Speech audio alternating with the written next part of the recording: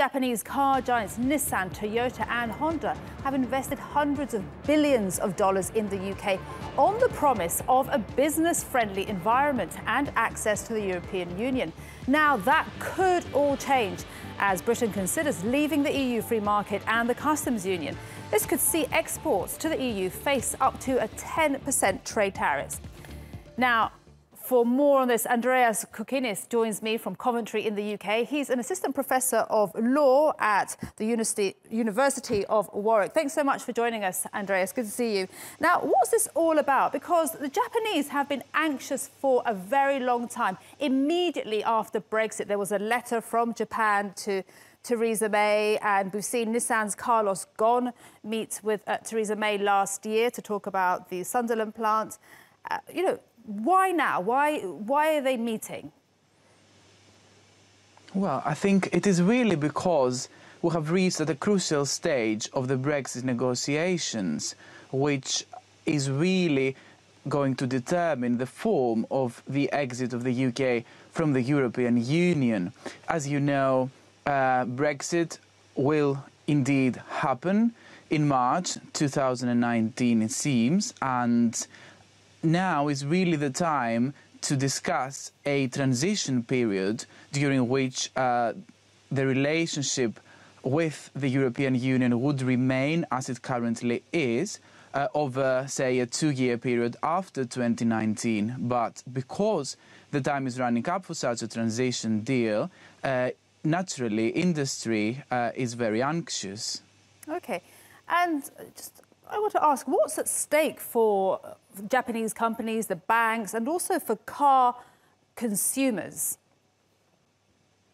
There is a big stake indeed, and not only for them, but also for the UK economy as a whole, because currently the UK is the single country in the whole of Europe that attracts nearly half of foreign direct investment into the European continent from Japan, the United States and various other countries. And this is because, of course, the UK has benefited from access to the common market of 500 million customers.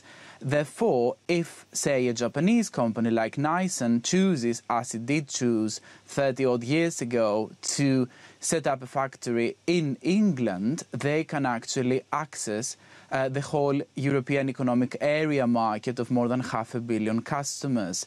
And they rely on that for the sales, whereas after Brexit, we simply don't know if there will be free trade between the UK and the rest of the EU. And it's not only about tariff barriers, it's not only about a 10% tariff, it's also regulatory. OK. Andreas, I want to ask you very quickly... So there could be regulatory barriers. OK. I want to ask you very briefly about George Soros's campaign, new campaign to stop Brexit. Will this have an impact? This is really a political rather than academic question. I think it's very hard to predict at this stage whether it is likely that any change in the policy of the UK government might happen. What we are definitely seeing is a mounting body of evidence, legal, economic focus and evidence from the business sector showing exactly the potential impact of a hard Brexit on the economy. So I would say that it is likely that the government might reconsider. OK, likely to reconsider. Very interesting. Although it is hard to predict. OK. Andreas, I think so. Maybe not immediately, though. Oh, Andreas, sorry to interrupt you. We'll have to leave it there. Thank you very much for your input. That was Andreas Kokkinis from the University of Warwick.